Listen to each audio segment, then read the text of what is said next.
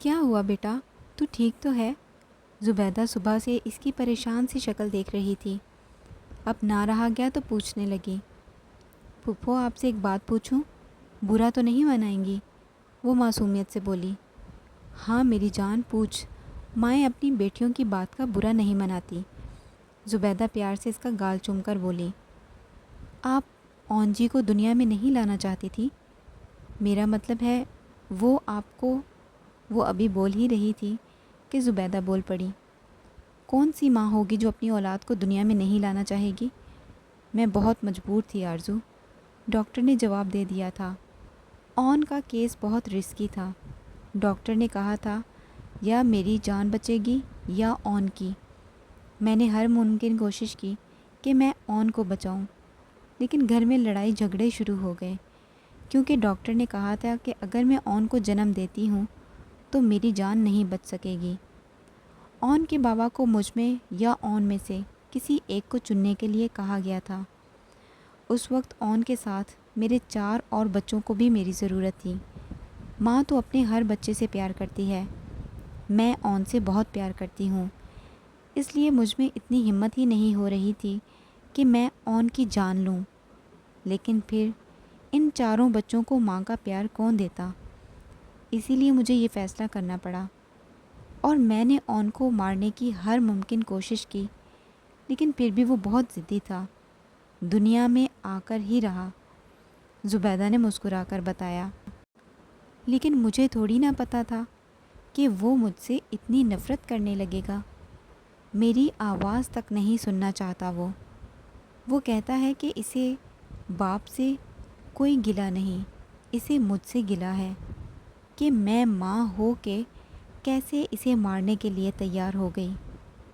لیکن میں مجبور تھی آرزو، میں صرف اون کی ماں نہیں تھی، 4 اور بچوں کی ماں بھی تھی، جنہیں میں نے اون سے پہلے جنم دیا تھا۔ لیکن اون بھی دنیا میں آیا، اس کا رزق اسی دنیا میں لکھا تھا، اللہ نے اسے زندگی دینی تھی، اور پھر میری پیاری سی بھتیجی کو اس کی دلہن بنا کے لانا تھا۔ وہ خوشی سے اس کے گال جھوم گئی۔ اس نے محسوس کیا کہ اس کے پوچھنے سے پھپھو اداس ہو گئی تھیں۔ پھپھو، میں کھیر اون جی کو دے کے آؤں؟ اس نے کھیر کے پیالے کی طرف اشارہ کیا۔ وہ میرے ہاتھ کی بنی ہوئی کھیر نہیں کھائے گا۔ زبیدہ اداسی سے مسکرائی۔ میں کھلا لوں گی، آپ دیں تو صحیح۔ وہ مسکرا کر پیالہ اٹھا کر باہر لے گئی۔ اللہ میرے بچوں کو ایسے ہی خوش رکھنا، وہ دعا مانگتی کھیر اٹھا کر باہر چلی آئی، جہاں ان کے سارے بچے ان کا انتظار کر رہے تھے، سوائے اون کے۔ وہ کھیر لے کر کمرے میں آ گئی، جہاں وہ کافی دیر سے اس کا انتظار کر رہا تھا۔ بولا بھی تھا جلدی آ جانا، مجال ہے جو میری کوئی بات مان لو۔ اسے دیکھتے ہی وہ منہ بنا کر بولا، میں آپ کے لیے یہ لینے کے لیے گئی تھی۔ اس نے کھیر کا پیالہ سامنے کیا اور ساتھ ہی ایک چمچ بھر کے اس کے منہ میں ڈال دیا۔ کس نے بنایا ہے یہ؟ اون نے کھاتے ہوئے پوچھا، اور ساتھ ہی پیالہ لے کر سائڈ پر رکھا اور اس کا ہاتھ پکڑ کر کھینچا۔ اور کھائیں نا، میں نے بنایا ہے۔ اسے لگا شاید جھوٹ بول کر ہی اون کو کھیر کھلانے پر مجبور کر کے پھپھو کر خوش کر دے گی، لیکن اس سے پہلے کہ وہ کچھ اور کہتی، اون اپنے ہونٹ اس کے لبوں پر رکھ چکا تھا۔ اس سے زیادہ ٹیسٹی اور کچھ نہیں۔ وہ اس کے لبوں پر انگوٹھا پھیرتے ہوئے بولا، مجھے جھوٹ پسند نہیں ہے آرزو، آئندہ جھوٹ مت بولنا۔ اون نے سیریس انداز میں کہا۔ پھپھو نے اتنے دل سے بنائی تھی۔ I am sorry. چوری پکڑی جانے پر وہ فوراً ہی سچ بول بیٹھی۔ میں تمہاری ہر غلطی معاف کر سکتا ہوں میری جان، لیکن ان لوگوں سے میرا کوئی تعلق نہیں۔ اون اب بھی اسی انداز میں بول رہا تھا۔ آپ مجھ سے ناراض تو نہیں ہوں گے؟ آرزو نے پوچھا تو وہ مسکرایا۔ بالکل بھی نہیں، تم میری ہو آرزو، ان لوگوں کی باتوں میں مت آیا کرو۔ اون جی، آرزو نے کچھ کہنا چاہا۔ اب تم مجھے ڈسٹرب کرو گی تو میں تم سے ناراض ہو جاؤں گا۔ دھمکی دیتے ہوئے ایک بار پھر سے وہ اس کے لبوں پر جھکا اور اس کے لبوں پر اپنی محبت کی مہر ثبت کرتے ہوئے تمام راہیں فرار بند کر دی۔ رات آہستہ آہستہ گزر رہی تھی اور ہر لمحے کے ساتھ آرزو کا اون کی محبت پر یقین بڑھتا جا رہا تھا۔ صبح آرزو کی آنکھ کھلی، اون آئینے کے سامنے کھڑا تیار ہو رہا تھا۔ مجھے جگایا کیوں نہیں؟ اتنی لیٹ ہو گئی۔ میں آپ کے لیے ناشتہ بناتی ہوں۔ وہ جلدی سے اٹھی اور باہر جانے لگی، جب اچانک اون نے اسے پکڑ لیا۔ ناشتہ بھی کر لیں گے، پہلے مجھے نئے سال کی مبارکباد دو۔ وہ ایک ہی پل میں اسے کھینچ کر اپنے قریب کرتے ہوئے اس کے لبوں پر جھکا تھا۔ اون جی، مبارک منہ سے دی جاتی ہے۔ وہ برا منہ بنا کر پیچھے ہوئی اور منہ بنا کر بولی، ہاں تو میں نے بھی تو منہ سے ہی دی ہے۔ اون شرارتی انداز میں کہتا شرارتی نظروں سے اس کی طرف دیکھتے ہوئے آگے بڑھا تھا۔ پتہ نہیں کیا ہو گیا ہے آپ کو صبح صبح، آرزو نے باہر کی طرف دوڑ لگاتے ہوئے کہا۔ ہاں جانے من، بھاگ لو جتنا بھاگنا ہے۔ آج رات میں نئے سال کا تحفہ دل کھول کے وصول کروں گا۔ مسکراتے ہوئے وہ اپنے بال بناتے ہوئے بولا۔ آرزو شرماتے ہوئے نیچے آئیں، جہاں تامیہ کو روتے ہوئے دیکھ کر پریشان ہو گئی۔ میرا یقین کریں پھپھو، اون کے ساتھ میرے پہلے سے تعلقات تھے، پھر آرزو کے ساتھ شادی کر کے اس نے مجھے دھوکہ دیا۔ وہ کہتا تھا کہ وہ اسے طلاق دے کر مجھ سے شادی کر لے گا، لیکن اب وہ مجھ سے شادی کرنے سے انکار کر رہا ہے۔ تامیہ روتے ہوئے بولی، جبکہ اس کے ایک ایک لفظ پر آرزو کے قدم سست پڑتے جا رہے تھے۔ اون اس کے پیچھے نیچے آ گیا تھا۔ جب اسے راستے میں کھڑا دیکھ کر قریب آیا، مگر سامنے تامیہ کو دیکھ کر پریشان ہو گیا۔ وہ اس کی ماں کے پاس بیٹھی نہ جانے کیا کیا بکواس کر رہی تھی۔ تامیہ کی باتیں سن کر اسے بھی اچھا خاصا غصہ آنے لگا، لیکن وہ کسی کو اپنی صفائی پیش نہیں کرنا چاہتا تھا سوائے آرزو کے، اور کسی سے کوئی مطلب نہ تھا۔ وہ آرزو کو بتانا چاہتا تھا کہ وہ غلط نہیں ہے۔ وہ اس کے قریب آیا، اس کے کندھے پر اپنا ہاتھ رکھا۔ آرزو، یہ لڑکی جو بھی کہہ رہی ہے سب بکواس ہے۔ میں صرف تم سے پیار کرتا ہوں، میرا اس سے کوئی مطلب نہیں، نہ اس کے ساتھ میرا کوئی رشتہ کل تھا اور نہ ہی آج ہے۔ اون نے اس کی آنکھوں سے آنسو اپنے ہاتھوں سے صاف کرتے ہوئے کہا۔ آرزو نے ایک نظر اون کی طرف دیکھا اور باہر چلی گئی۔ سب کچھ جانتی ہے یہ میرے بارے میں اور ان کے بارے میں۔ یہ دیکھیں پھپھو، پوچھیں اس سے، سب ایک ایک بات سے واقف ہیں۔ یہ پوچھیں اس سے، کیا یہ نہیں جانتی کہ میرے اور اون کے بارے میں؟ کیا اسے پتہ نہیں ہے کہ اون اسے طلاق دے کر مجھ سے شادی کرنے والا تھا؟ تامیہ آنسو بہاتی اٹھ کر کھڑی ہو گئی۔ آرزو، کیا یہ سچ کہہ رہی ہے؟ کیا تامیہ وہ لڑکی ہے؟ زبیدہ اس کی طرف دیکھ کر پوچھنے لگی۔ کیا تم یہ سب کچھ جانتی تھی؟ آرزو کچھ بھی نہ بولی، بس آگے بڑھ کر تامیہ کا ہاتھ تھاما۔ تامیہ کو لگا کہ اس کا پلان کامیاب ہو رہا ہے اور اس کے ساتھ چل دی اور اسے پکڑ کر اپنے ساتھ لے کر جانے لگی۔ وہ تامیہ کو اپنے ساتھ مین گیٹ کی طرف لائی اور دروازہ کھول کر تامیہ کو باہر کی طرف دھکا دے دیا۔ تامیہ بے یقینی سے اسے دیکھ رہی تھی۔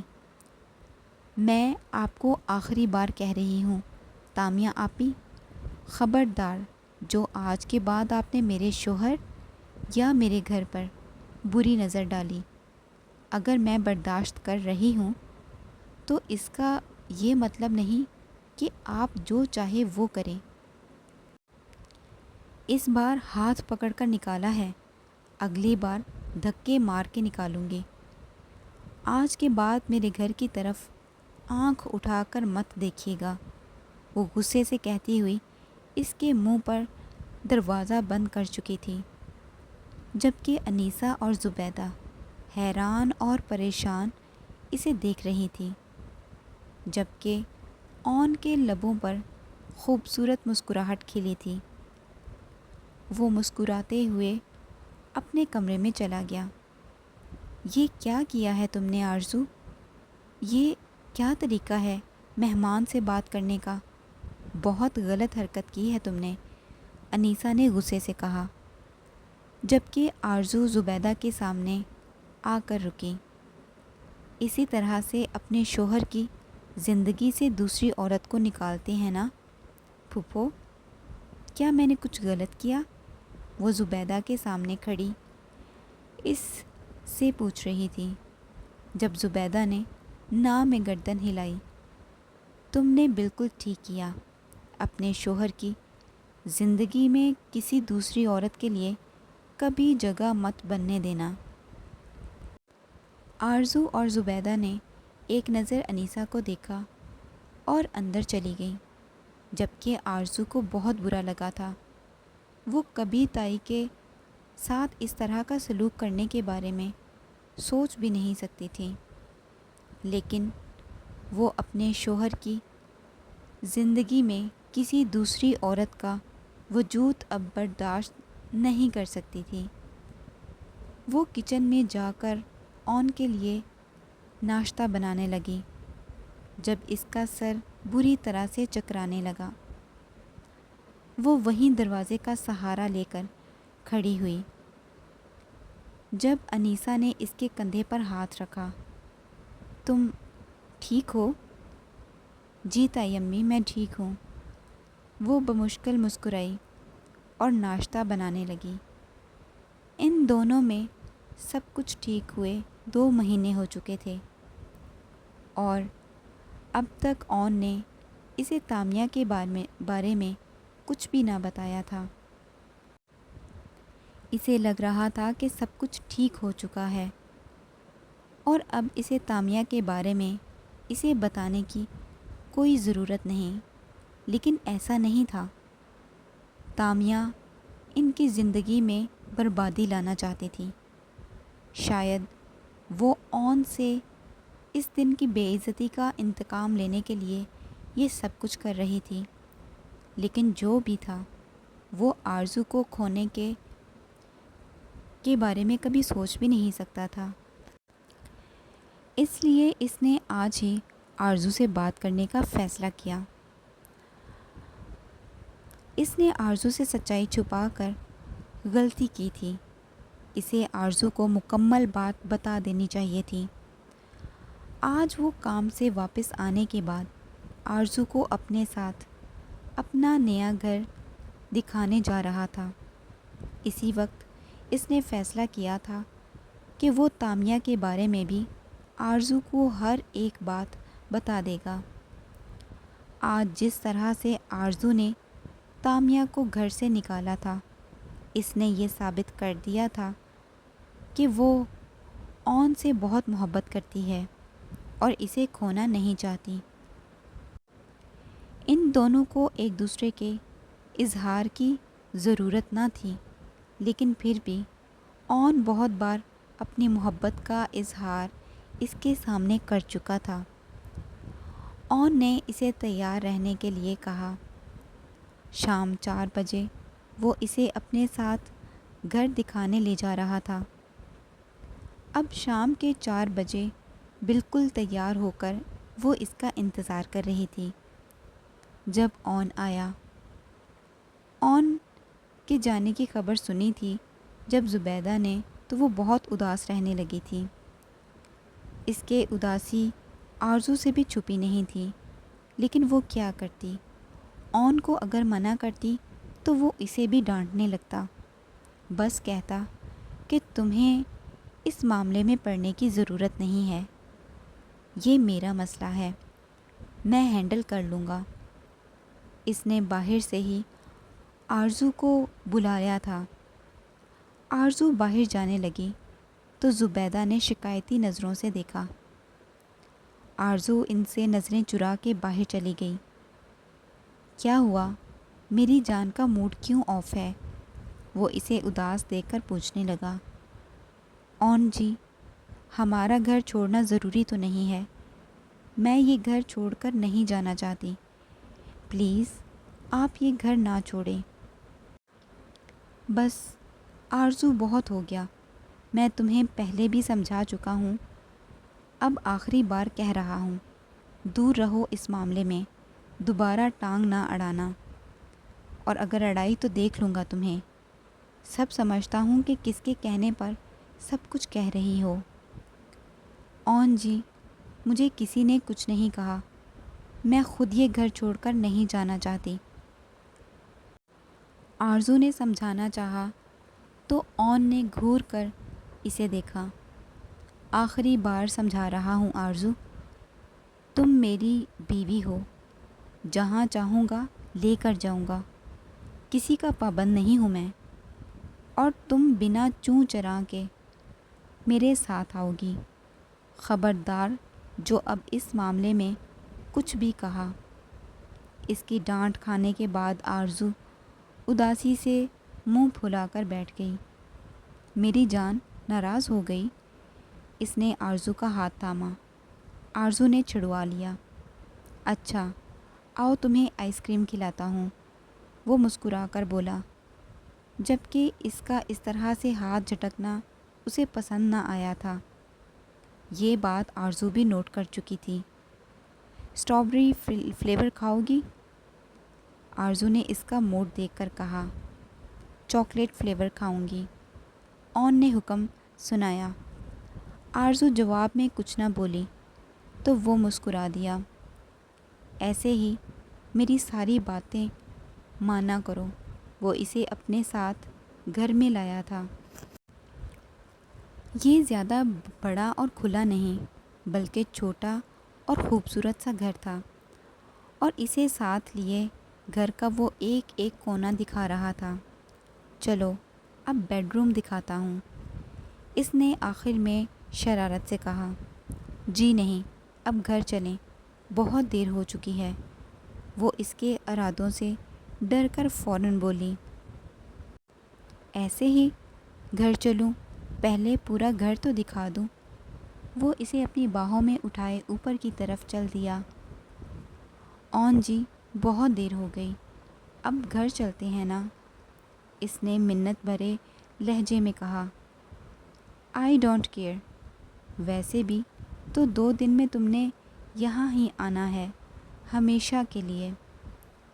اون نے سیڑھیاں چڑھتے ہوئے ایک اور دھماکہ کیا۔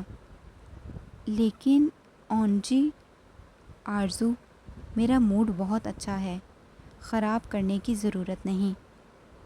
وہ اسے بیڈ روم میں لے کر آیا اور بیڈ پر بٹھایا۔ اون جی، آپ کے ارادے ٹھیک نہیں لگ رہے، اس نے اٹھنے کی ایک ناکام سی کوشش کی۔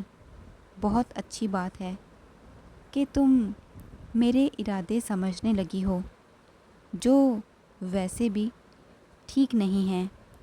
اگلے ہی پل وہ اس کی قید میں آ چکی تھی۔ اون جی، آپ بہت برے ہیں، وہ اس کی قید میں مچلتے ہوئے بول رہی تھی۔ ارے ابھی کہاں، آج تو میں تمہیں ٹھیک سے پتہ چلے گا کہ میں کتنا برا ہوں۔ وہ اس کے لبوں کو اپنا شکار بناتے ہوئے بولا۔ آرزو جانتی تھی کہ مزاحمت بیکار ہے،